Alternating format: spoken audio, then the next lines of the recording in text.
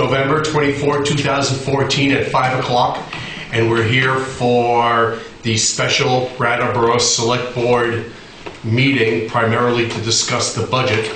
Patrick, has the meeting been officially warned? Yes, it has. At first, we're going to be entering into executive session to discuss labor relations agreements with employees, and following our executive session, we will rise from that session without making any decision to be announced in public session, and we'll resume the regular meeting. So I move to enter executive session to discuss labor relations agreements with employees based upon a finding that premature general public knowledge would clearly place the select board, the town, and people involved at a substantial disadvantage. Is there any discussion? Hearing none. All those in favor, please say aye. Aye. Anybody opposed or abstaining? That carries 4-0. We also will invite into the executive session the interim town manager, and Donna, our 5th select board member, is now here, and so we'll also invite the town attorney into the executive session. Any discussion? All right, we've already voted. Thank you. We'll be back at 20 after 5. Brattleboro Select Board, having risen from executive session, now resumes its regular meeting. The next item on the agenda is consideration of the draft post-shutdown activities report site assessment study comments. So as to that agenda item, we asked the planning director to prepare a letter to be submitted to the Public Service Department identifying the town of Brattleboro's interests with respect to the Entergy Vermont Yankee draft post-shutdown activities report and site assessment study. And Rod Francis has prepared for us a 2-page letter for consideration. I wonder if everybody's had an opportunity to look at that letter. We're all set looking at it. Does anybody have any comments about the letter that Rod has prepared? Can I give a Reader's Digest version of what we have a committee? Yes, please. I'll just give, so this is like for Joe Schmo public out there. Great. My neighbor. Three of the members, Well, and Rod came to the meeting. The legislature in the last legislative session formed what they're calling the Vermont Nuclear Decommissioning Citizen Advisory Panel. And that's made up of 19 people. 13 of them are either the Secretary of Agency of Commerce, the Commissioner of Public Service, the Commissioner of Environmental Conservation. They have legislators on it. They have a legislator from Massachusetts on it, a legislator from New Hampshire on it. There are 6 citizens on it that were appointed by the governor, the president pro tem of the Senate, and the Speaker of the House. I am on it. I was appointed by the governor, but I'm not on as a select board person. So I don't speak for the select board office. I'm just I'm a citizen, one of the 6 citizens. And the reports that Rod references in this letter are 2 of many reports that Entergy has put together to talk about the decommissioning. And one of the things, there are actually 2 members of the Entergy, from Entergy on the panel as well. And what we are doing on the panel is forward thinking and not relitigating all the things that have gone on for the last 3 years. So it's, to be honest, we're sort of finding our way on what this panel is supposed to do. But these are 2 of the reports that Entergy has to do. And I like what Rod did. I think it's good. One of the things I think we have to sort of be honest with ourselves is a lot or most of what goes on with the decommissioning is under the auspices of the NRC. The state does have some say in it. I think it's important, just being on this panel and sort of realizing there's all these moving parts to this thing, that the town of Brattleboro keeps up to date with what it's doing and makes our opinions known about this, just so we can be on the record. And that's why I think this is very good, and I think, when we have any opportunities to comment, I think we should take them. So, and if anybody wants, if you go on bydecommissioning.com, it's a really good website that talks about all the things that are going to happen, what's happened. Every report that Entergy has to do is on this website, and I would recommend people go look at it. But you'll keep us posted. I will keep you posted. Can you give us that address one more time? Yeah, Oh, it's bydecommissioning.com. And if you also go on the Public Service Department's website, they have a link with info as well. Right, and their own document library. There's a very comprehensive document library at the BY site. Yeah. And so, Rob, there are 5 bullet points Yes. that you drafted identifying what are essentially the town's interests as addressed in these 2 reports. And if you could just briefly give us the 1-sentence version on each of the 5 bullet points, that'd be helpful. Okay. So the first point is there are different modes of decommissioning a nuclear power plant, and they each have acronyms. The 2 that are most often considered are safe store and decon. Safe store, in very brief terms, is the placement of the spent fuel rods once they've cooled down to a particular temperature in stainless steel casks loaded with some other material to keep them stable, and then they're bolted to a concrete pad. This is the method that VY has already been using to store spent nuclear fuel rods on site. So that's one version, and then the other version is decon, which would require the cooling of the spent fuel to a certain point such that it can be transported, and then it's transported off-site, and that there's no radioactive material left on site in the shortest possible period of time. Safe store, critically, the dormancy period that would be in place to allow that to occur in an orderly fashion is 60 years. So, in other words, there would be radioactive material on site for 60 years.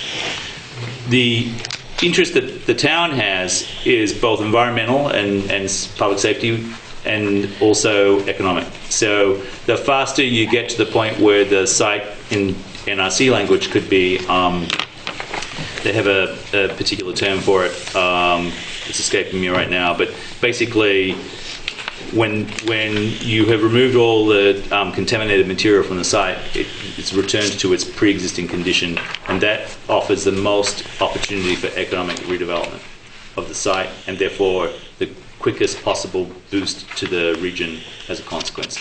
So, briefly, point number 1 identifies decon as being the preferred strategy over safe store. However, it's political and it's complicated, but for reasons to do with the fact that there is nowhere else really to put the nuclear fuel that the Department of Energy has identified and recognized, the Nuclear Regulatory Commission's preference and the industry's preference is safe store, which is... Yucca Mountain is never going to happen. No. Yes, I mean, Yucca Mountain is basically the working option, the option that was being worked on for a considerable period of time, and now no longer seems to be being considered. So for us, the key thing in that first bullet item is comparing the economic and social impact of dragging it out for a very long period of time versus being very quick. The second one is it almost sounds like a tautology on the first one, but it's a little bit more subtle and nuanced. The key thing about when the decommissioning happens and how fast the decommissioning happens actually has to do with the growth in the decommissioning fund. The decommissioning fund is actually growing faster than the projections allowed for, and so there is a possibility that as early as 2040 rather than 2068 decommissioning could take place, or the dormancy period could end and the decommissioning could take place. This is actually so you've got a technical timeline to do with the cooling down of the fuel, and then you've got this financial timeline to do with the growth of the fund. These two things are not the same, but both have a very big bearing on how fast the decommissioning actually happens. What we're asking for in point number 2 is grow the money as fast as you can, don't spend it on peripheral or optional things, and then spend it as fast as you can to get to a decommissioned state as fast as you can. So number 3 is the management of the decommissioning trust fund, or the DTF.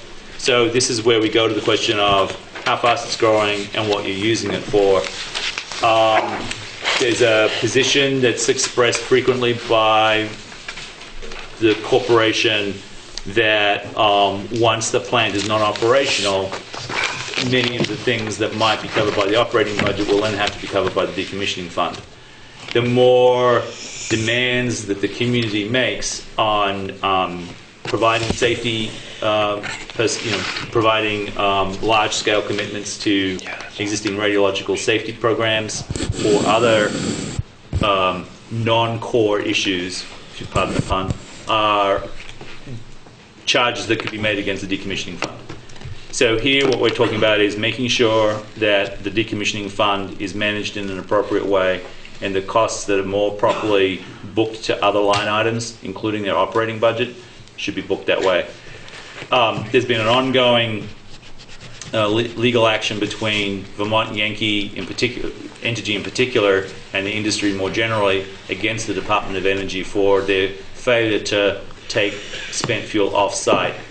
I believe Entergy has won in awards more than $40 million against those costs already, and they are pursuing further action against the Department of Energy.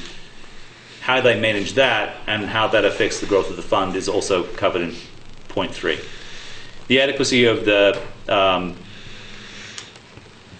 so-called site restoration fund is another question, and then how that is spent is the topic of question 4. Here we get back again to the question of spent fuel management versus site restoration.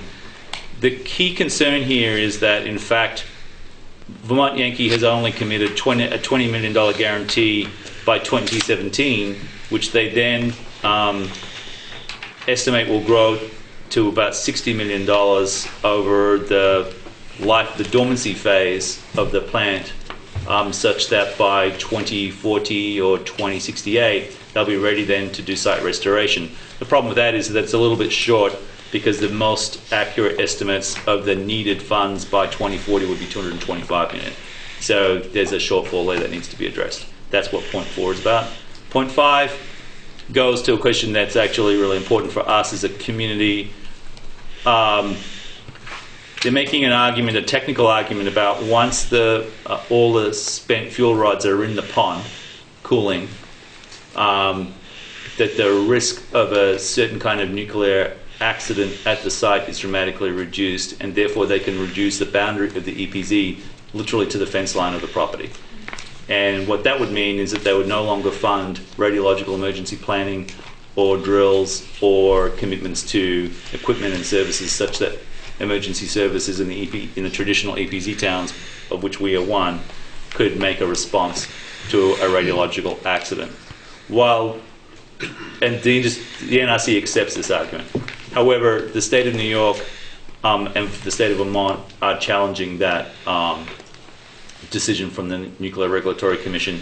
If they're successful, Entergy, I don't think, will be able to reduce the EPZ to the fence line by 2016. If the states are unsuccessful by 2016, we'll be out of the EPZ effectively, and therefore out of the support that we would need to maintain a radiological response function. It would be my contention that while there's fuel in the pool, we probably need to have a radiological emergency response capability, whether it's funded by VY or not.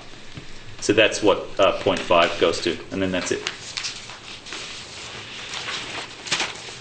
Anything else you'd like me to throw in?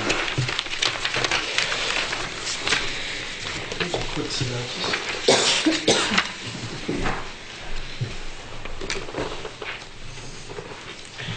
I guess that just in point 5, I'd like to make sure that it's broad enough to cover that even if the EPZ is narrowed down, that we believe that out of operating funds, they should continue to provide for emergency planning and response in the former EPZ towns. Okay, so you'd like me to include that, a sentence to that effect? Unless there's a Right. disagreement, that'd be my preference. Okay. Can I fact check that tomorrow? And if I, Please. yeah, and then just all right. to the extent that that's a relevant comment, I'd like to see. Okay. Is there any discussion from anybody or any comments from anybody on board? Anybody's in attendance? Then I guess I make a motion to authorize the chair to sign off on this letter to the Public Service Department as drafted and finalized by Ms. Francis. Is there any other discussion? Hearing none, all those in favor, please say aye. Aye. Any opposed or abstaining? That carries 5-0. Thank you. Are you going to be around tomorrow so you can? I will, yeah. Awesome. All right, good work. Thank you.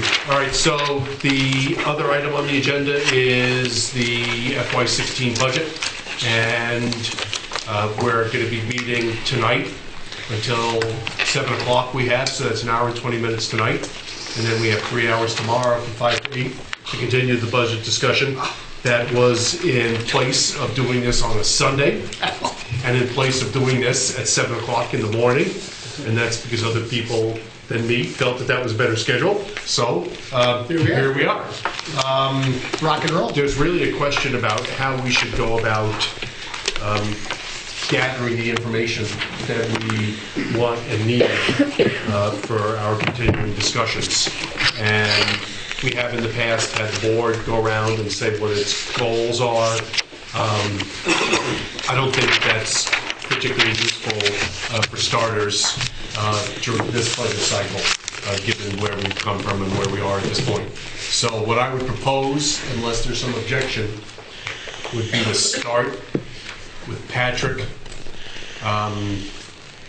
outlining what he's put in his cover memo under general fund budget, and explaining a little bit about changes in the proposed budget from its first presentation until today.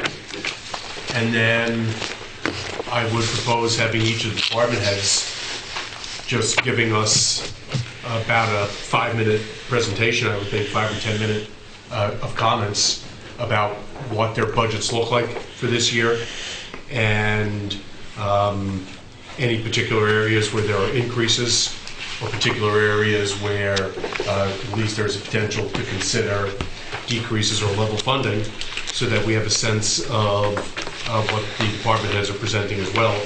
And I think that while each department head or assistant is addressing their individual budget, we should feel free to ask questions about those things. And the capital items that are recommended in the capital fund budget, I would ask the department heads to speak to those items when they're making their presentations about their individual department budgets. Does that sound like a good plan of how to proceed? Anybody on the board think anything different? Is that a problem for anybody who's in attendance? Excellent. Patrick, the floor is yours. Thank you, David. In the top memo submitted to you folks called Fiscal 16 Budget, Revised Budget, what I'm seeking to do here is to identify some changes that have taken place in the budget since it was presented on November 4th, and to reiterate a couple of points about the budget generally. Principally, what I'm trying to reiterate are a couple of things. One is that while the transition to pay-as-you-throw yields a net reduction in liabilities to the general fund of about $386,000, which ordinarily would result in significant tax decrease. It's not felt in part because we're losing revenue from the previous year, which was the funds spent from the savings, as you'll recall, from the skating rink project. So it almost makes fiscal 15 and fiscal 16 a sort of apples to apples. Those numbers are fairly close. There are a couple other things to point out, and I think towards the back of this memo I do. Still undetermined at this time is what's going to happen with the police and fire project. If a total of the maximum amount currently being discussed for that project is approved for additional bonding, that would result in a fairly significant tax hike of almost 6 cents. And I remind everybody that were we to adopt a local options tax, that would largely eliminate that tax increase. Lastly, there is a total of about $828,000 worth of capital items which are recommended. By recommended, that is not to say that the other items are not worth funding. Largely they are. However, I'm trying to keep the costs somewhat realistic and in keeping with a 5-year average for spending on capital. I also point out, and we'll need to discuss this at a subsequent meeting at some point, during the fiscal 15 discussion, we were contemplating the replacement of the air packs for the fire department. A number of grants were submitted to FEMA and other sources to fund those, to fund that replacement. None of those grants, unfortunately, were successful. If we were to go ahead and purchase those this year, the first year of a 3-year loan payment would occur in fiscal 16, and at present, that expense is in the budget. If the board chose to not move forward with that, there's a potential reduction there. Now, switching over to changes from November 4th. There are a series of changes. Perhaps the most significant is an increase in revenue. That increase in revenue arises from the relationship between the general fund, the utility fund, and the parking fund. As you'll see in the budget on page,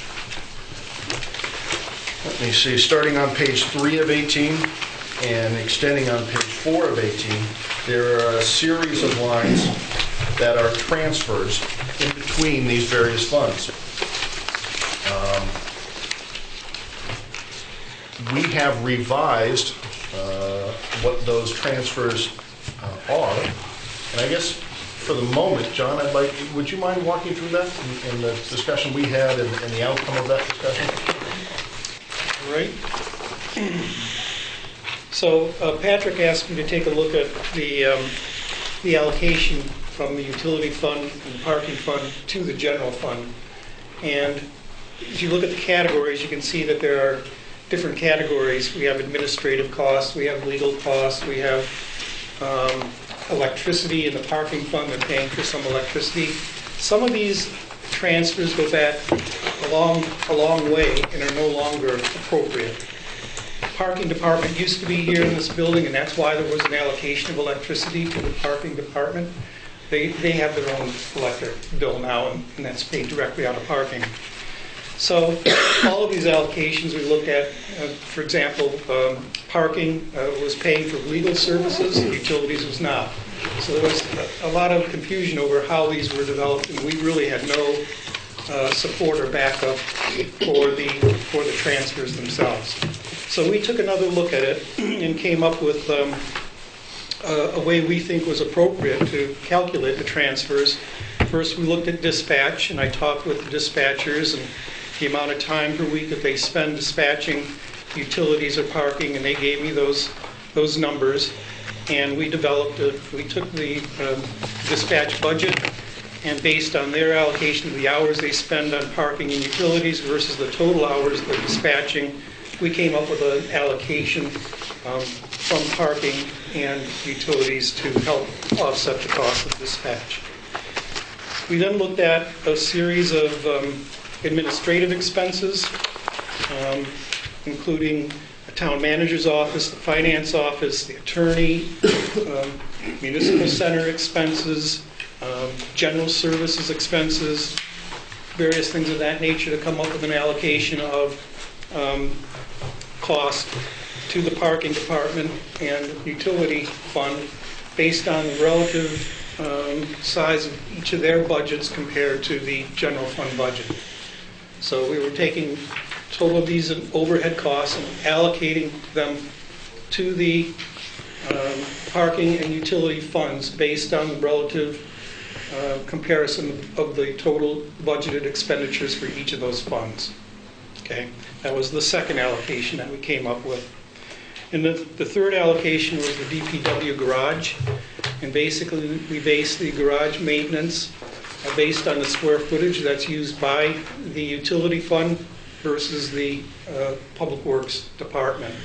And basically, the utilities fund is using about 50% of the floor space in the DPW garage. So we took the maintenance of the garage, including the heat, the electricity, building maintenance, and so on, and we allocated 50% of those costs to parking and utilities, or to just utilities in this case, nothing for parking. Parking doesn't use the facility. So that's how we came up with the numbers. We now think we have a rational basis for the transfers from the utility funds to help offset these expenses. And So John, is it just cleaning up bookkeeping, kind of? yeah, I mean, it's you know, if somebody questions, well, how did you come up with that? We really couldn't justify what we were doing in the past. That hadn't been changed for years, and we had just kept it that way. But now we have what we consider to be a rational basis for allocating these costs and charging these various funds for costs that are included in the general fund, which really they should be paying a portion of. Great. Thank you. Good timing. Thank So, you. so, you know, to simplify it, you know, what the finance director was asked to do is to justify these transfers. And so he set out to, and ultimately was able to, develop a justification for each of those transfers, and the net result of that is favorable to the general fund to the tune of a little over $87,000. There are a series of other smaller changes to the budget since November 4, one of which is in planning services relating to an adjustment in their budget request for professional services, a reduction in the budgeted number for streetlights and general services, a slight uptick of $650 in the ambulance, and a slight reduction in general services. Those were just smaller items that seem to be reasonable and achievable, and the net result of all of these changes is a favorable variance from the original budget of almost $115,000. What this does is, as you'll recall at the last board meeting, the board was seeking for ways in which to achieve a 1 or a 2% savings against the budget as presented. And these changes in and of themselves result in a budget with a tax decrease from last year. And if the board is still interested in seeing a reduction to the 1 or 2% range, the new targets would be $39,000 and $193,000 respectively. So those are the changes that have taken place since the meeting on November 4th. And so I think those can stand. The capital memo, there was really no change to the capital memo from the one submitted at the previous meeting. And then lastly, in the final memo, potential reductions, based upon the sort of request of the board to take a look at reductions that were contemplated in the previous fiscal year budget, which were only a couple of months ago. I have summarized those and included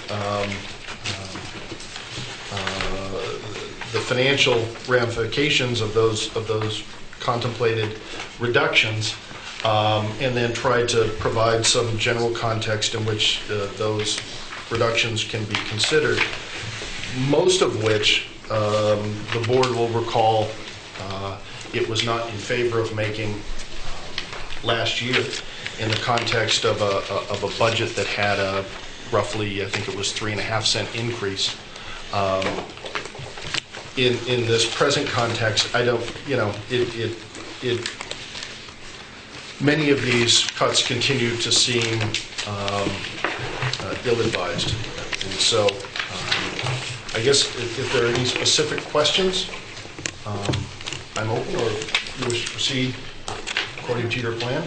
Well, I do. I mean, I think we should ask follow-up questions of Patrick about these issues if there are any at this point. So, if there are any questions from anybody on the board about any of those issues, I have a list of them, but I'll let everybody else go first. I think that's a really stupid question. With these funding request tab, where's this stuff? For the Wyndham Regional Commission and where is that in there? I know it's probably minimal, some of them, but. Yeah, those are all carried in the budget. So this stuff here is in the budget. I know the Wyndham Regional Commission and Rescue are all in the budget. Requested, recommended. Green Up Day is not in the budget. The board has never, in the past, that I'm aware of, funded Green Up Day. But everything else is here somewhere. Yes, this is right. Thank you, Kate. Any other questions you have, Kate? Not right now. Okay, Dave? I just wanted to clarify again, and if you can put it in stage small simplification. It looks like with the pay-as-you-throw, the total of 941,000 is gone, and 555 is in there as revenue. As a transfer from the general fund over to the new solid waste fund. Okay, which is in here as an expense. Yeah. Exactly. Okay, And great. so the net result to the general fund is a reduction of 386. Right, so if nothing else changed in all of this budgeting, if everything was exactly the same cost as last year, our budget would be $386,000 lower because of pay-as-you-throw. Yes, sir. So that would be a net gain to all the taxpayers. Yes, sir. So if people wind up paying out of pocket less than $386,000, they have gained by this change. I think what the promise of pay-as-you-throw is that it affords the individual participant some measure of control over their expense. By increased recycling or composting, you have the ability to lower your cost. And the total of all of that, if we didn't do that, would be almost $400,000. 386,000. Yeah. Okay, thank you. Just wanted to get that as simple as possible. John? I just, and I don't know if this is the right time to ask this or not, but it's about that, it probably is. But it's on the capital. And John, you might be able to answer this the best.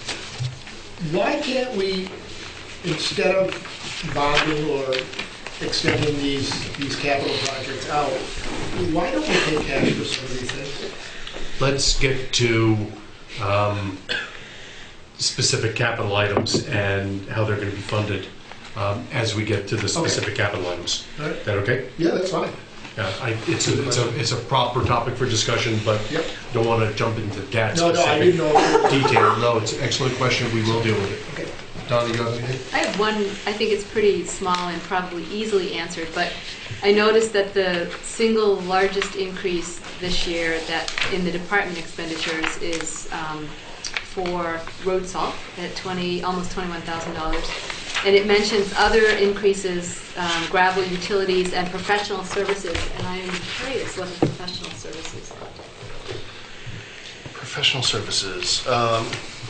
It depends on which department. So it's just a generic sort of Oh, I category? mean, the engineering, the town engages a variety of professional services from the folks who do, for example, the sign language at select board meetings, to a review by certain plans that the planning department may be considering by an engineer, or a review from of an outside engineer for work that Public Works is doing. So it's a broad category? Yep. Got it. I have a series of questions. First, Dave mentioned some issues relating to pay-as-you-throw. would it be fair to say at this point that the $386,000 in revenue that we anticipate generating from sales of bags is just a projection, and we don't at this point have any clear understanding of exactly how people will react when pay-as-you-throw is implemented. So at best, that's a projection. I would say that's very accurate, with the only thing I would add being that it is a very conservative Oh, I estimate. was gonna ask, yeah, is it high or low? It's John O'Connor's estimate. So It's that conservative. It's just, it is, Well, we don't, there is good reason to believe that our revenue could be as much as a good deal more. However, I think trying to be on the safe side, John, is there anything you'd like to add? how's that bus feel, John? Just ran over you. Yeah, it's difficult to estimate. There's a lot of assumptions that have gone into trying to project this. Everything from how much waste is going to be diverted from the waste stream to how many pounds each of the bags are going to weigh. And so it's difficult to come up with an estimate. And this is on the conservative side. The other question I have about pay-as-you-throw is, are significant enforcement and education costs included in that separate refuse budget? Because there's certainly at least an argument to be made that at the beginning of the transition, people are going to have to accompany the trucks in order to do education enforcement related work when people aren't putting stickers on their bags or aren't using approved bags, so that garbage isn't just laying around on the street and animals aren't getting into it. So have we planned in that garbage budget for hiring somebody who's going to be accompanying the trucks in the first month or two? I don't think that's specifically the method of enforcement that's being contemplated at this point in time, but enforcement and education are both serious considerations being looked at by the committee. And the waste management district yeah. has $15,000 in your education as well. I hope that we'll just make sure to have enough money in the budget so that enforcement isn't something that sneaks up on us. Okay?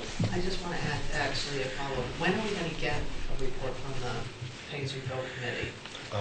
Anticipating at this point in time they'll be back to see the board at their second meeting in December.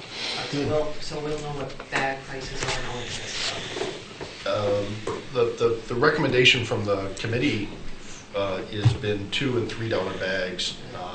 I think that was, we discussed that the last time they were here. Because that all has to do with revenue and stuff. Absolutely. Pay.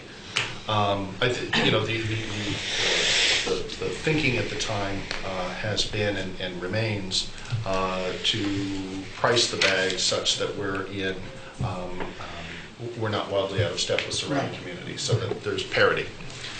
And so $2 and $3 for a large and a small bag. But they'll be here in December. Yep.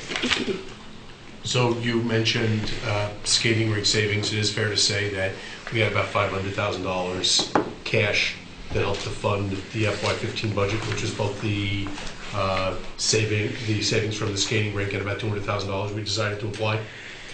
And so we're going to have to make a decision this year about how much from the surplus we want to use, if any, to fund capital or operating budget. That's fair to say? Yes, sir. All right, so that's an issue that everybody's got for discussion. We'll leave police fire till way later. Patrick, it is fair to say that, but I'm noting that it's something we had to talk about. Fair to say, Patrick, that you communicated to me that we're in the probably intermediate stages of evaluating the costs for doing the fire safety code issues at Town Hall, and that's something that could cost in the range of $400,000 to $500,000, and then we're going to have to find that money from somewhere. Yes, sir. That is fair to say. So everybody should be aware that I don't think anywhere in these budget materials is the need to spend close to $500,000 to fix Town Hall for the life safety, what is it called? Fire code issues? Life safety. Life safety code issues that need to be addressed. Also, Patrick, you mentioned that the air packs is already referenced in the budget materials, but I'm looking here and I don't see it on the capital budget. I see that it's in the capital budget, but I don't see it in the FY16 departmental requests or in the recommended, and then I don't see it in the operating budget. So where is it? Can you show us? It is buried, unfortunately. It really is. I mean, it is Show us where buried it is. internal. Good work, Mike. Buried internal to the, what you call it, the debt service. It is buried internally in there. It's very so we can see it. That's You can see it on the, I mean, you What cannot page? see it called out. Debt service and Debt revenue. service would be under expense. It's actually expensive. Page 7 of 18. 7 of 18, so under note principal, is that under note principal or bond principal? It's got to be note. Nope. No. So what is the 238 that we're carrying from FY15 going away? And then, or is part of that going away, and then the 199 includes $100,000 to pay for the first year of the air packs? That's Approximately? That's correct. So, Okay.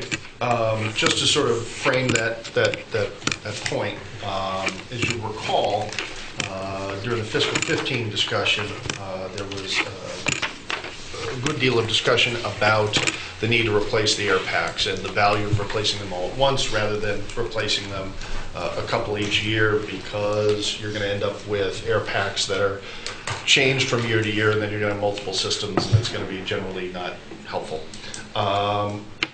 The fire department sought funding from FEMA and one other source, it may have been Vermont Emergency Management, I can't exactly recall. Neither of those requests were successfully funded. And so during the 15 budget discussion, there was, part of that discussion was, well, let's see if these grant sources will be able to take care of it. If not, let's look at what it would be to have a 3-year note. And so built into this budget is the first year of that 3-year note. And that assumes that the board would like to authorize the replacement of those air packs this year. And my thought has been to actually ask the board to put that on a board meeting agenda to take up as a specific line of inquiry. Are you guys comfortable with this? And if so, the cost of it's already baked into this budget. Well, I think we'll just discuss it in these budget sessions. I don't think we need a separate item. Unless anybody feels it needs to be totally separately dealt with. This seems like a good spot to do it. Seems like, yeah, so we'll be doing it during the budget sessions. And then we'll just note that somebody will raise it again if there's any questions about it. The only other issue that I have here, or inquiry I have, has to do with the enterprise fund transfers. So what I understood is that lacking any explanation or rational basis for how the transfers were being done in the past, we've now analyzed the extent to which the general operating budget supports the parking and the utilities enterprise funds, and we're now assessing on a rational basis that money and expecting transfers from those funds into the operating fund. That's what I heard? That's correct. As to the utilities fund, that is approved in a separate cycle in the February, March, April timeframe. And we've developed a plan for what rate increases would look like in order to pay for the water, the sewage plant upgrades. And we've projected that we'll be able to maintain the rolling surplus in enough of an amount to keep that fund solvent even in the biggest years of repayment of those bonds for the sewage plant. Is that fair to say? It is fair. So right now, we're talking about essentially funding the operating budget with about $87,000 more from utilities and parking. Is that updated transfer going to adversely impact our projections in either of those enterprise funds. I don't believe so.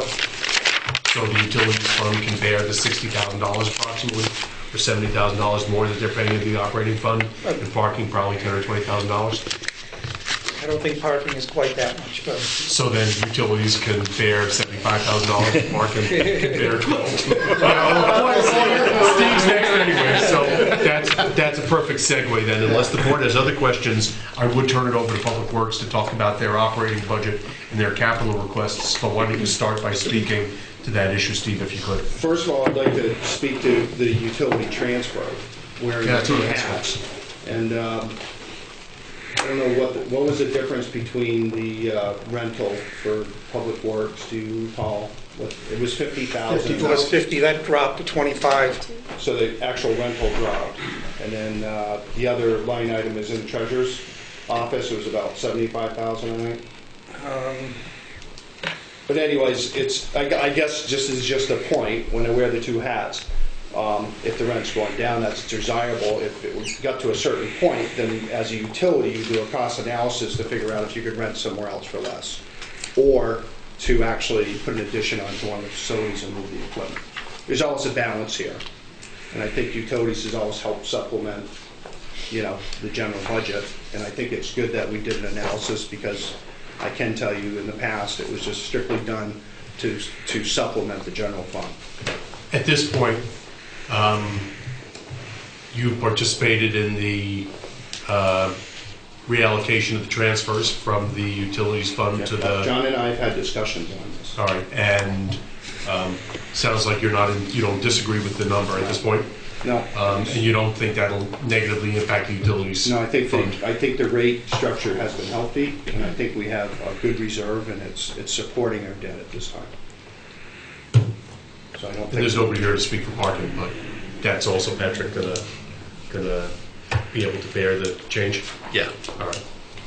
Any other questions from the board about any of these issues? So Stephen, Hannah, why don't you just go first and talk with us a little bit about your budget and your operating and your capital requests. Okay. I'll start off with just the general budget, the operating budget. And Donna did speak out that the salt is probably the biggest impact, and that's an area where we really don't have a lot of control. It is a state bid, and it represents a whole district. Wyndham County is grouped together, and the different counties are, because there's different transportation costs if you're here or if you're in the Northeast Kingdom for wherever these salt mines are. So each district is actually bid out separately. So that was a huge increase to our budget. But just so you know, we also ran the numbers, and although when we do our projections on things like salt, we try to look at a 5-year average. Last year was a very difficult winter, a very expensive winter, but we don't budget on highest. We never have. So there's a certain risk that we always take with the budget on items such as salt. And I just bring that up because the example would be, if I was to budget on last year's salt, I'd have to use approximately almost 2,000 tons, which would put us way above the 120 that I'm actually budgeting. I'm budgeting 120, and that is an average of 1,500 tons a year, which over time, if you look back, the average is between 1,400 and 1,500 tons. So I just want to have the board be aware of that even though it is a large increase, we're still basing it really on a 5-year average. So you're budgeting for 1,500 tons. And I think I'll just start with the top of the operating budget. And most of the line items are pretty level funded in the budget.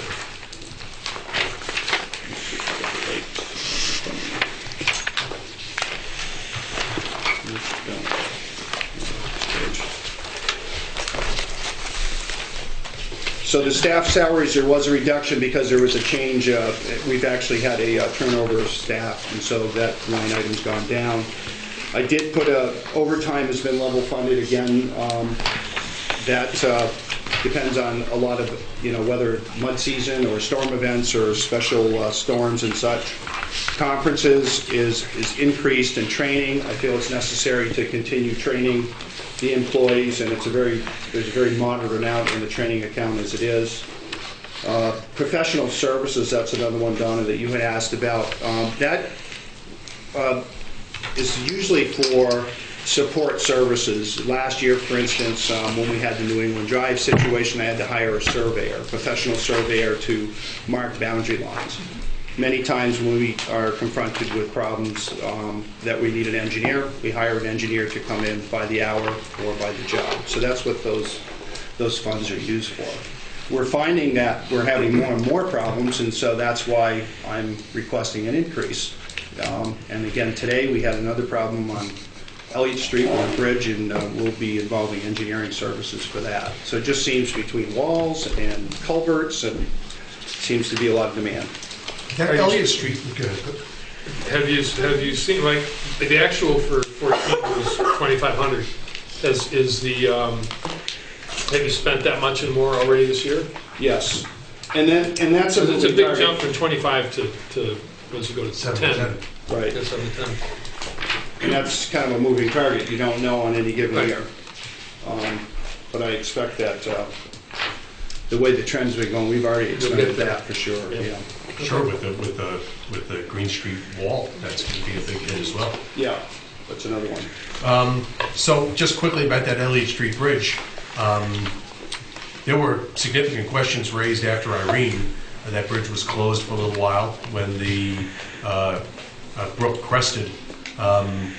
What we experienced there today was not related back in any way to Irene, from what we can tell. No, Irene was, the concerns were more with the abutments, and this is more on the bridge deck itself. It was actually felt, there's a small hole, it was jackhammered open, and by the time we got done opening it up, it was about a 4x4 hole through the deck, Feet. through the bridge deck itself.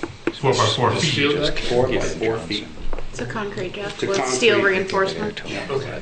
That bridge, David, if you remember, we closed that for a time during Irene because we were afraid the back of that building was going to come off and hit the bridge, was the other reason for it. All right, thank you. I don't mean to interrupt, but go ahead on the budget. Yeah. Okay, Public Works equipment maintenance, as the equipment gets older, we've held on to equipment.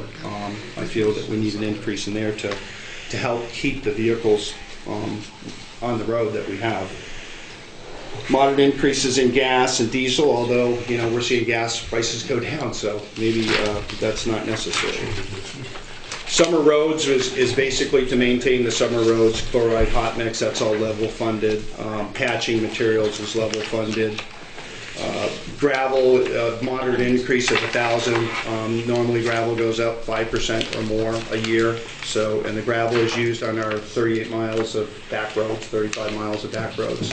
To maintain those, it's also used during mud season. Guardrail, we have a guardrail account, but several years ago that was cut right out of the budget. And I can tell you right now, exit 1, there'll be expenditures this year because we have a few hundred feet of guardrail that's failed there. So. Where? On exit 1 Industrial Park, John Sites Drive. John Sykes Drive. Right on Route 5 there? So we did a repair, it was about $4,000 just to keep, but I'm just bringing that to your Where is attention. is that reflected anywhere in the budget? It is not. It's been something that, it's, as it goes, I mean, it's another project. May have a little extra in the professional services fund. Exactly. Yeah. Well, I think that what you, and correct me if you think I'm wrong, Steve, but I think what you find is with a lot of these line items, they're effectively placeholders based on the experience of the department and recognizing that each year this, things of this type go wrong this many times, and usually that costs X. Yeah, and it's, there's certain things that you just have to, you can't fix everything, we understand that. Moving on and just going right through this stuff, Public Works streets, basically everything's level funded. We've increased line striping. That's because we are painting twice a year, and so there's a certain cost with that. Also, just the cost of the extra paint. And that, we started that just a couple years ago, so now we're getting a better handle on what the actual numbers are to do that painting, line striping. The winter roads, again, I went over the salt. The sand is level funded. Chains and blades, that's $700 increase, and that's basically for steel parts, wear blades for the plows and such. Equipment maintenance, again, I added $1,500 due to the cost of parts and equipment. And the yard expense is basically for public works itself. It's pretty much level funded. There is a electrical increase of 6% of $600. And that's pretty much it. Traffic lights, you know, modest increase for adjustments and repairs. That's, you know. So it seems fair to say that you jointly operate utilities and public works, and this year you're looking at about a 2% increase, but there's more money coming into the budget from the utilities. That's fair to say? Mm-hmm. By about $75,000 worth. Right. Can you talk to us about the capital expenses that you want us to approve? Sure. Unless there's other questions about operating right now. Anybody? I just wondering why the parts went down. Did you do a lot of repairs last year that you don't have to do again? I think it's on 13. Parts went down. On 13, yeah, public works equipment, parts, you spent 118 last year, but you only asked me for 87. Well, that's what was actually expended, but it was only budgeted at 82, so it's way over budget. It was 118,000 is what we expended because of breakdowns last year. And we'd only budgeted 82.5, so it was a bad year. It's a bad year for equipment. That shows you that the equipment that's breaking in just a dollar amount. So, I mean, you know, we could, I'm at 87 this year with a moderate increase of 4,500, but we could expend 200,000. Yeah, depending on what brings. That's right.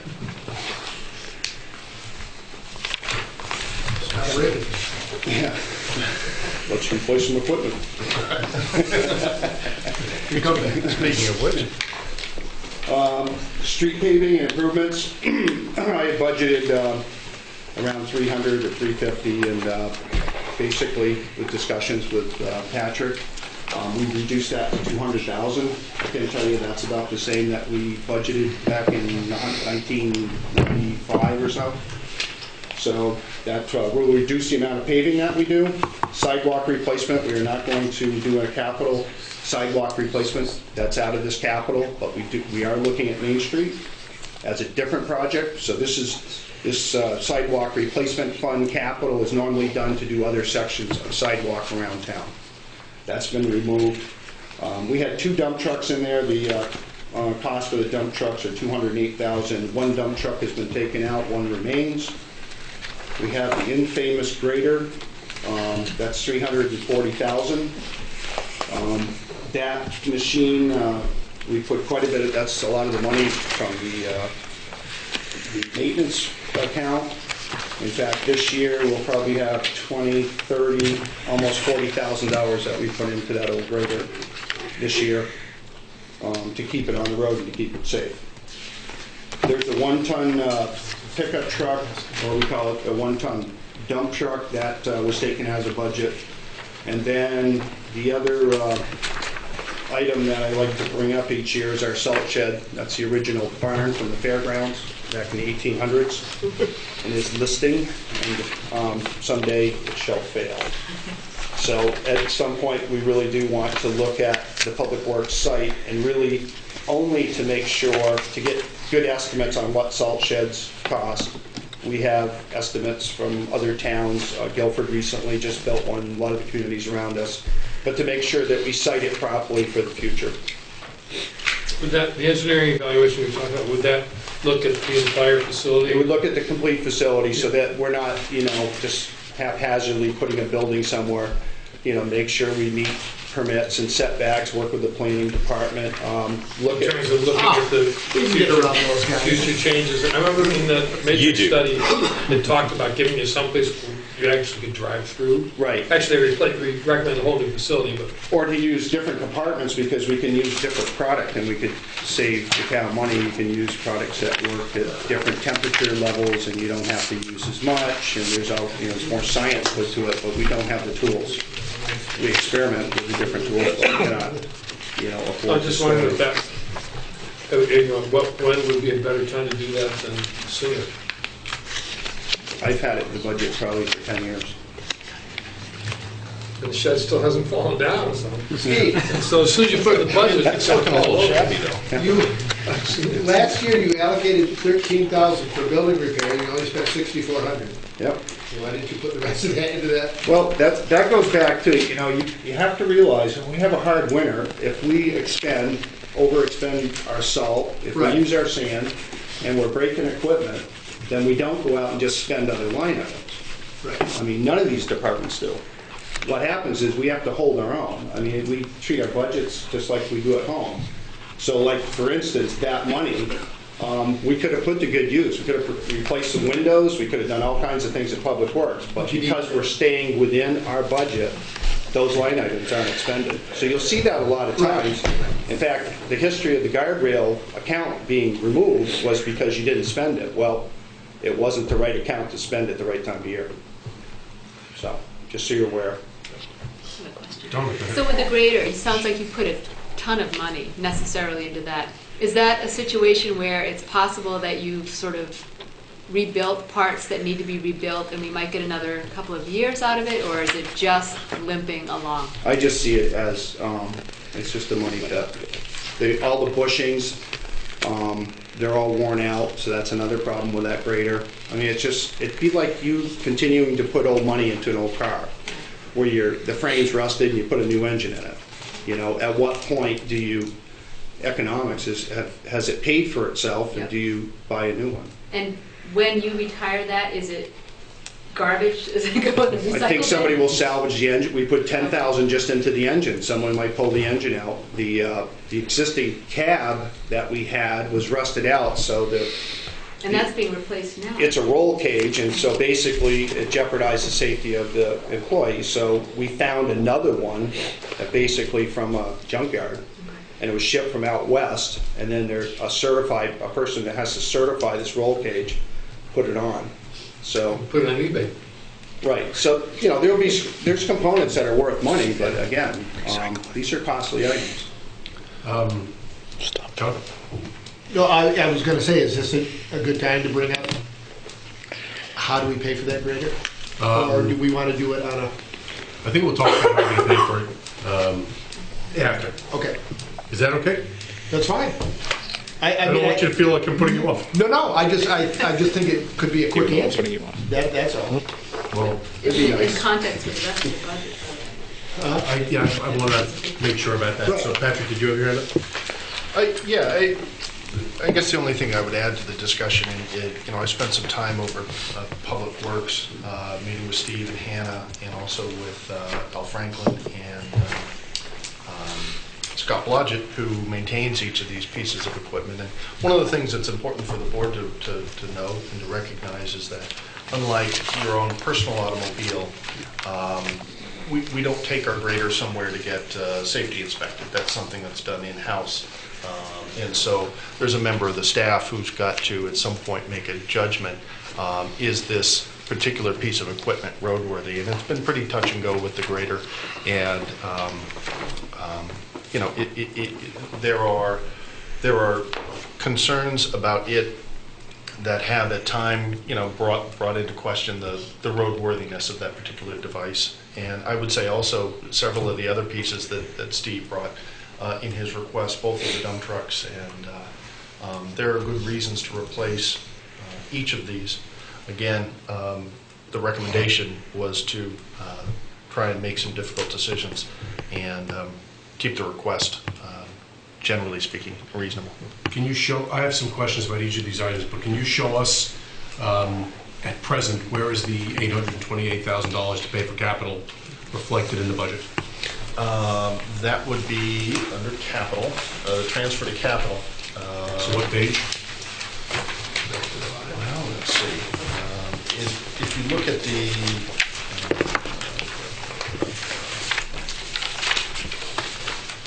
in the little one-page summary, that's down here at transfer to capital, it is $185,000. And But that's not $828,000. that is correct. That's the first year. That is the first year. What we are proposing and contemplating with this budget holistically is to pay for the capital request of $828,000 over 5 years, and to pay for year one with cash, and to finance the remaining 4 years.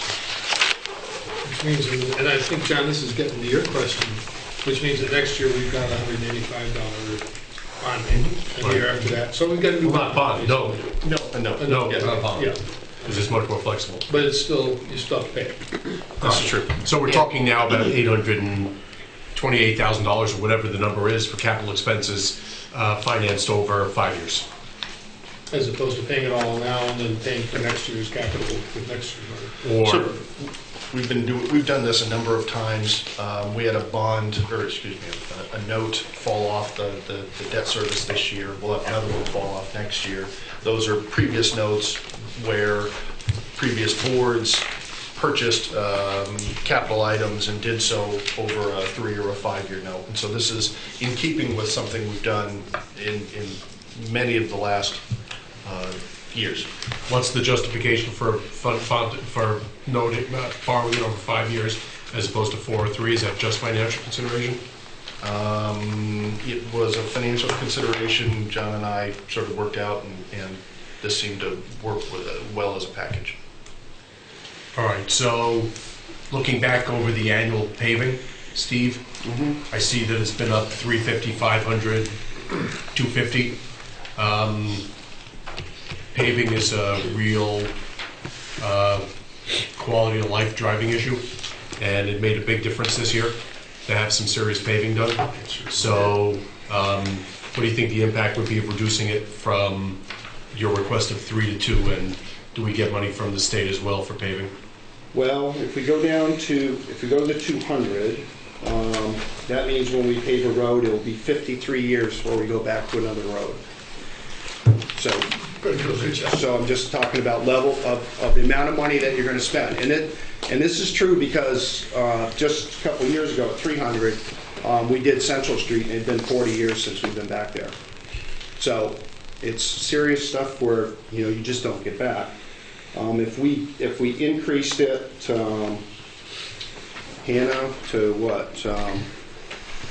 At the $200,000 funding level, I'm using not satisfied with the $200,000 funding level, so give us the next one, please. 300. at the $300,000 funding level, and using our projections of how we do, picking, reclaiming, and different types of resurfacing, it gets us 39 years. Yep, So it's a huge difference. about 1.4 miles of road redone. All right. And then my other question is, and I'm not sure if you'll like this or not, are we a 1 grader or a 2 grader town, and why? We're a 2 grader town. There are other towns that are 2 grader towns, and there are other towns that are 1 grader towns. For instance, Guilford has 1 grader, smaller town. They replace their grader faithfully like every 5 years. They just roll it over, they keep a value to it, and they switch it. The reason we traditionally have been a 2 grader town is the level of service.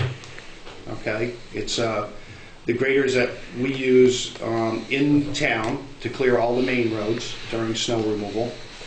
You'll see them going down the road, they're in tandem. They'll take one major swath all the way down Canal Street and all the way back up to Putney Road, and then they'll go up Western Avenue. And then in the very end of the storm, they go clear out all the 30 plus miles of gravel road. And they'll do it all in one push. So you don't have people up, you have a pickup truck just basically keeping the country open during a storm, just barely passable. And then the graders take one big pass up and one big pass down. They're also used during mud season to make those roads passable in all the different areas. We have gravel roads on the north end of town, we have gravel roads on the west end, and we have them over towards Guilford Street. You know, there's different gravel roads in town, different locations. So it's really a level of service. When we pick up snow, the graders are used to pull all the snow away from the curb line. That's how we pull all the snow out and get it ready for the snow blower. On Western Avenue, when we pull all those sidewalks, the graders are used in tandem for that. It's level of service. It's a quality of what you want for service. If you go to a one-grader town, it'll change the quality of life for people probably as much in the country as anywhere. And I think grade those roads in the summer, those gravel roads. We grade them in the summer. We add gravel to those roads, chloride. So they're primarily used for that. And then in this case, if we had only one grader and it was broke, or we didn't replace it on a regular basis, then when you're out the grader, you lose all that service. And they're also important because that's the one piece of equipment, like if there's fires out in the country or whatever, that's the one that pulls the fire trucks out. That's the one that gets in front of the trucks when there's a fire out in the country. So Didn't we borrow a grader from? we borrowed one from, actually we rented one from Bazin Brothers one year. Right. And we've also looked at over the past to see if we could lease, and it's not really very desirable. A lot of construction companies have graders, but they don't use them as much. They're really used to build, interstates and big roadways. So they're older, and they certainly don't like to really lend them out to somebody. They're used hard in our application. They're used really hard. What's the age of the one that wouldn't be replaced? What's the year? That's the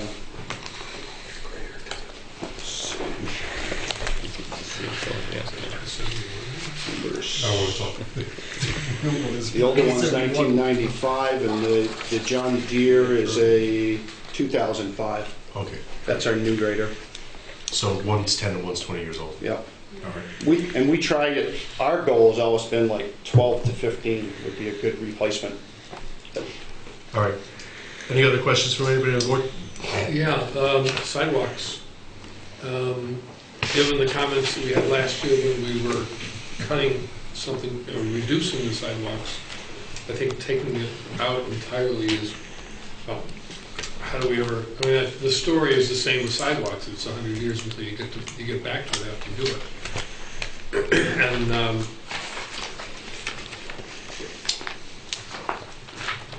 we have a lot of sidewalks. There are a lot of sidewalk, and I guess I've said it enough times because now I hear board members saying it. It's $100 a foot. So the last time we did a capital upgrade, it was on Canal Street from Birch Street to Maple Street. That was the total amount of money that was in the capital for a year. So, it's hard to keep up. That would basically get you 750 feet of sidewalk. Exactly. Where would you put it if you? We have a complete listing of all the sidewalks. The engineering tech walks all the sidewalks, rates them. So we have all the rating done, and it only gets worse. Steve, do we do those in-house, or do we sub that out? We do all that in-house. Oh, the sidewalks? Yeah. We do that. We sub that out. You do sub it out? For the larger. We make the smaller repairs ourselves. Right. But for a major repair, or for a major... We just don't have the help to do it, so we don't do it anymore. We actually used to do the sidewalks, the long one on Maple Street. Yeah. We did that with seasonal help. One full-time staff and seasonal, but since when that got eliminated, we just basically contract out. Can I ask a follow-up to the Okay, sidewalk? go ahead. So if you don't have the 75,000, there will be no sidewalk repairs? There's $10,000 line item in the budget for Okay. repairs. Okay. For just repairs? Just repairs. That's if, So no upgrade. there's a section that's broken, then we'll replace small sections.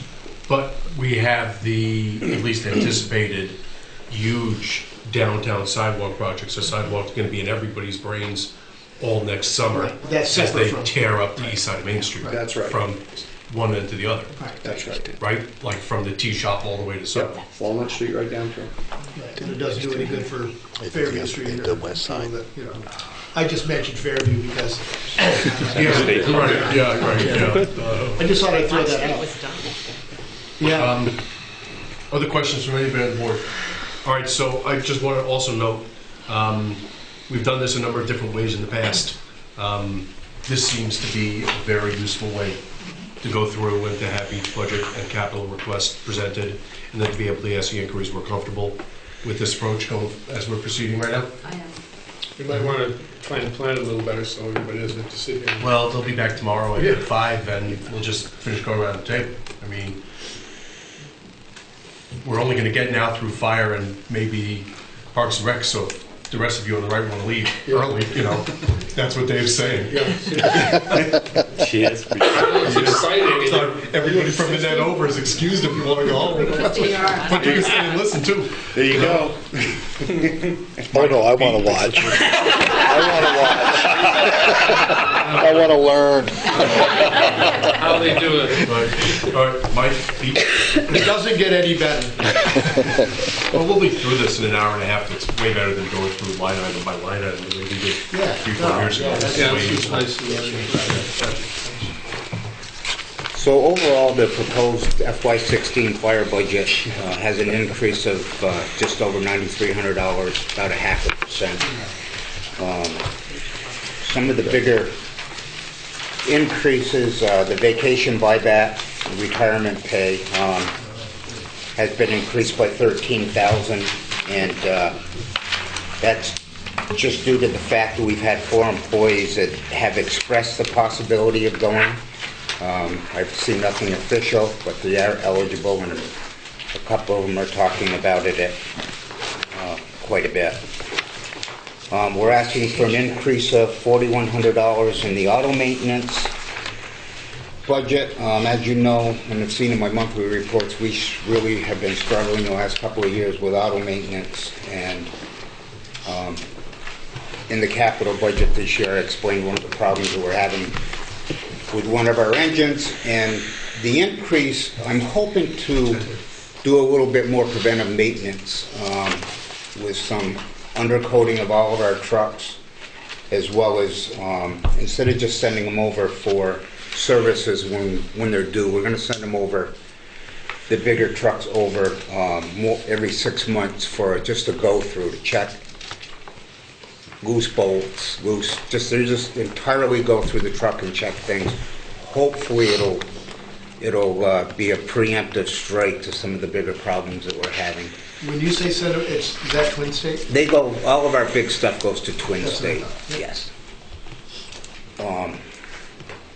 The overtime was increased by $2,700, and basically that's just a increase of 2%. Assuming that there's a raise of some sort with the bargaining unit, that's kind of what I figured in, just to cover it. Clothing line item, we've asked for a $1,000 increase for 2 reasons. Is we're getting very close to meeting the NFPA standard of replacing all of our bunker gear every 10 years. That's what NFPA calls for. We're very close to that. We know there's going to be an increase in bunker gear. It's an annual thing. And also with the anticipated retirements, we're going to have some new folks that we have to put into uniforms, bunker gear, etc., if we don't have stuff on hand that fits them. And then the last increase that we've asked for is building repairs by $500. Our last 5-year average in building repairs has run about $5,700 when we've had a $5,000 budget for building repairs. We continue to defer payment or defer repairs, thinking that we're going into this building project, and we've just got to the point where every rainstorm we spring another leak in the roof at Central. We've got a generator an emergency generator that we're holding together with duct tape. We've got a leaky radiator in it that needs to be replaced. This is stuff that we have to do now to get us to whenever, or if we ever get into new facilities. When we get into new facilities. Thank you, Pete. Boy, Pete. If or when. When or if. He must be on the subject. Yes. So that's the operating budget.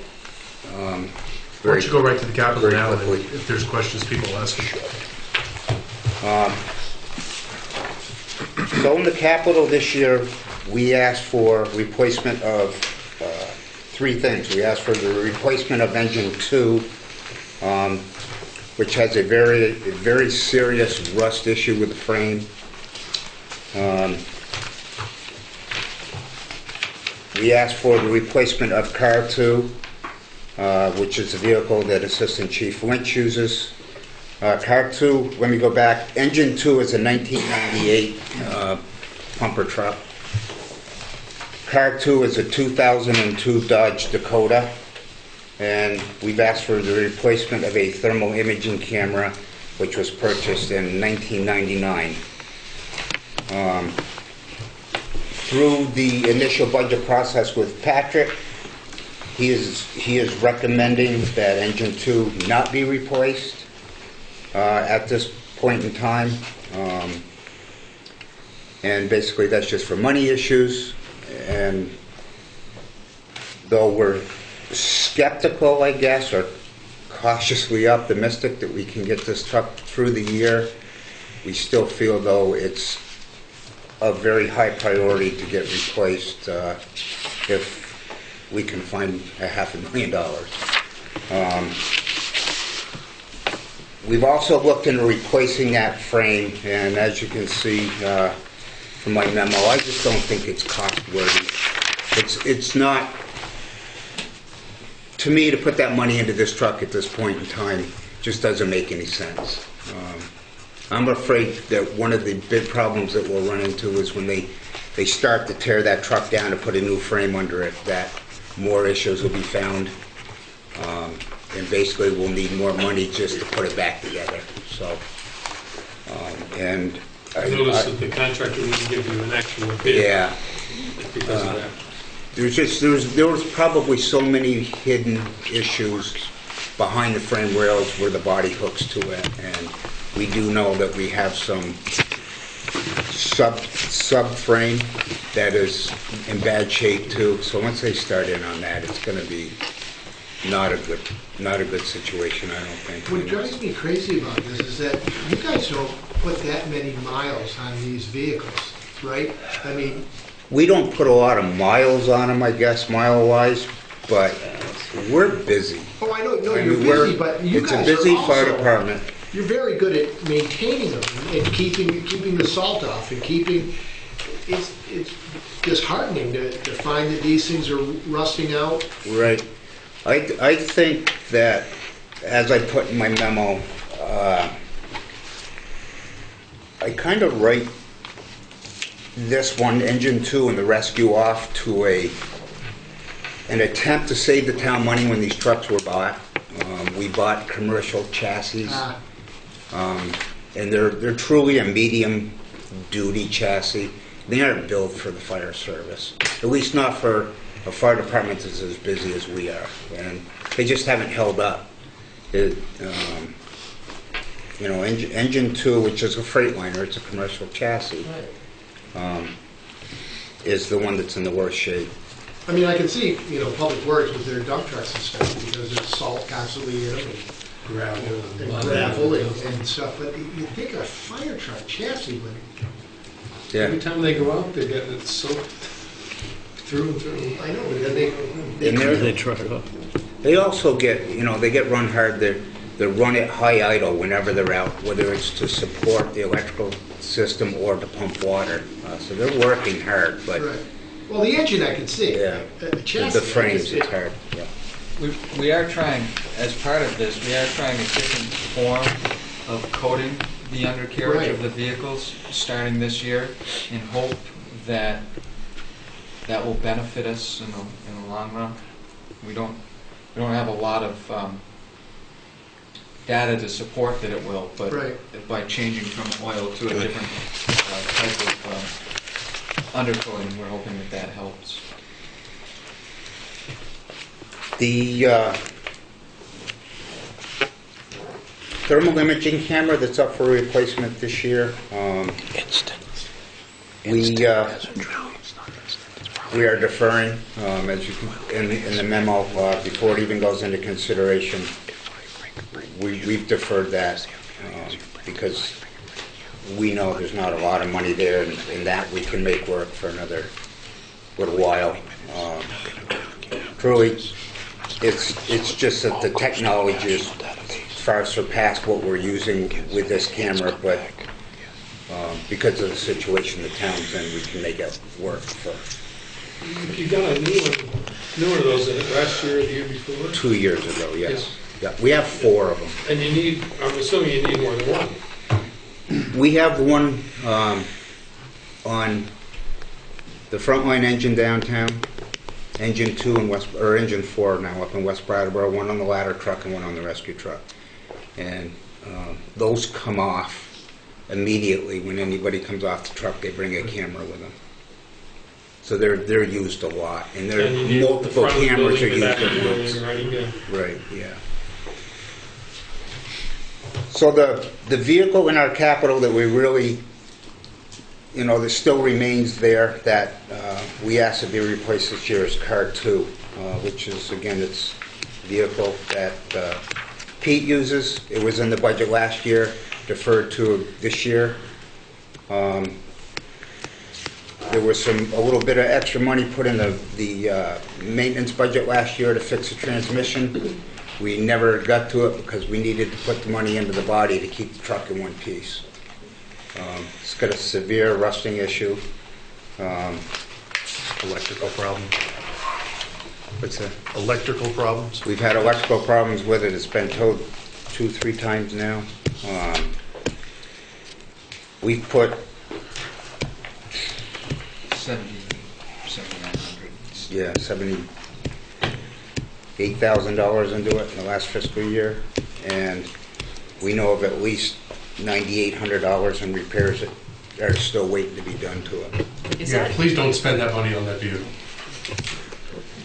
Is it 3,500 or 35,000 or 38,000? 38. But in your memo you have 35. See if we can save it. What do you got? It's not. 35. Can we give that one to Hannah? I'm sorry. It's gotta be 35. prove it. All right, he says 35. Okay. All There right. you go. Just say 3. All right. Anybody have questions for Mike or Pete? Yeah, just about, the engine isn't there. It's not in the budget now. And it's a reserve engine, which I think means that you feel like you can get along and live through another year. But I'm wondering if it might not make sense. It's hard to imagine next year's going to be different. If it might make sense to put that, not the 30 or 25, but maybe as much as 50 or more into that old one and get that frame redone so you'll have it for a few years until we can get around to actually replacing it. It's a crapshoot. It truly is. I really have mixed emotions about it. It's a reserve piece in the sense that it doesn't get run every day, but it gets run as a backup if one of the frontline trucks is down for maintenance or for a working fire, or if we have multiple emergencies going at once. So, but it's on the same hand, without a full refurb, without sinking, boy, I don't even dare to throw a figure out there. I don't know what would happen if they took that truck apart. And I just don't know if it's fair to the taxpayers to do that to this truck versus just replace it. Mike, what year was it? It's a 98. What's the average lifespan of a truck like this? We're trying to get 25 years out of an engine and 20 years out of a ladder, and we're 15. Yeah, 15 and 20, I got that. So this should have been a 20-year truck. And that was 98. It was a So commercial, it's not a 4 years out. If everything had gone the way we would hope. Yeah. And so the other engine you have is what year? 2000. the other Engine? The other engine, yeah. The two. That's not the one we bought 2 years ago, is it? No, it's a 97 engine one. So we have a, how many engines are there total? 4. When Pete and I took over, we got rid of one. We went So we from have 5 4 to engines. 4. Yes. And so what are the years? We have a 97, a 98? Get into my catalog. One is 7 years old, one is 2 years old. So we have a 97, a 98, 11, and a 07. So you're asking to replace the 98 instead of the 97. How long is the 97 going to last? The 97 is a custom built, so it's holding up better. It's easy to second guess at this point, but I really think that these commercial chassis... No, but I understand that. I just want to make sure. Is the 97 going to last 5 or 10 years? It's in the capital for the year after, or 2 years after. Yeah, but I'm asking, when is it going to last till? Is the 97 a No, when is it frontline in the truck? capital plan? Mike, is the 97 one that's used every fire? No. Okay, so it's No. also a reserve? Yes. Okay. Yes. He's not answering my question. It's one of those days, it's really hard to commit to something like that. I mean... That's what I took from your non-committal. If we were to use it twice a year, yeah, it would last 5 years. And I don't mean to be, it's a very difficult question to answer. All right. But it's in much better shape than the 2000 or than the 98. It's in better shape than the 98. I wouldn't say much better shape. All right, other questions? 5? I have one quick, No. oh, you were leaning in. You were. I just want to ask a Vermont Yankee related question. Do we get any money now? Police or fire get money now? Because we're in the emergency preparedness zone. Yes. We do. I put in every year for a grant, Uh-huh. small grants. They have the small grants that we'll buy smaller equipment with. But we also get some money from RERP for different stuff. But that doesn't come directly to the fire department, it goes to the town. Okay, so is it in the town budget somewhere? It's a grant we just put in for every year.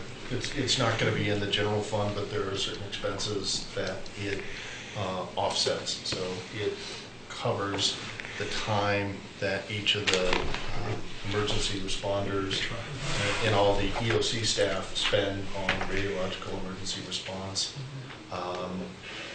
And it also covers some of our communication capabilities, pagers. So that's maybe something that's going away. It will. The question is when.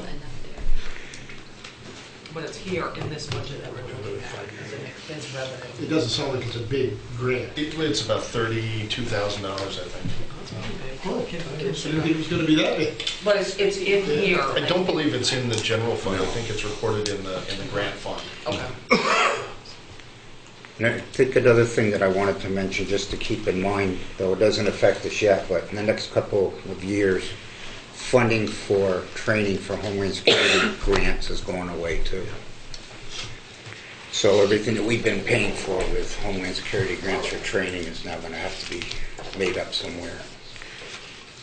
What year does that happen? They're starting to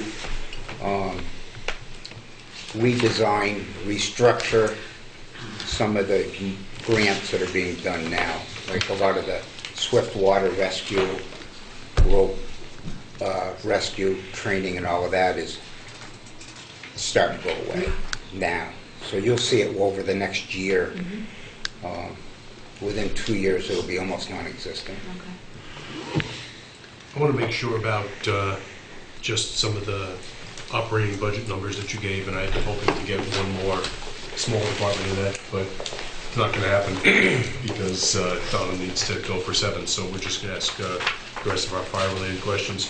It looks like the transition with retiring employees and new employees. It's anticipated to be savings of a little bit over 21 in salary, just based upon hiring new employees, but then we're paying retirement benefits of vacation buyback and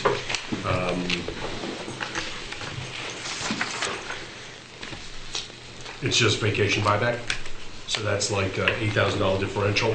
And then we've got contractual obligations of incentive pay and holiday pay. Those are just for current employees who've been there long enough now to qualify for holiday pay and incentive pay. Yes, anybody that's in the bargaining unit that's been there over a year. And then you think the $27.50 for overtime is increase for overtime is just an accurate assessment of what's really going to cost. Any other questions from fire? Anybody know the guy that does the overhauling TV show? Can we get him to a car and get him to a fire truck? All right, I want to thank all of you for coming. I'm sorry we didn't get to the north side of the table, but your turn will come tomorrow right at 5 o'clock. And hopefully walking through all the rest of the departments will take us probably, my guess would be an hour and a half tomorrow. And then I expect the board will probably get down to some very nitty-gritty decision-making about things that we want to add and things that we want to think about taking out of it. So I want to thank all of you for being here tonight. We'll see you tomorrow at 5 o'clock. Thank you, Patrick. I think that we have an agenda setting meeting now, but we're ready for a motion to adjourn. We have a motion to adjourn. Is there any discussion? Hearing none, all in favor, please say aye. Aye. Any opposed or abstaining? Thank you, members of the press. Thanks, everybody, for participating.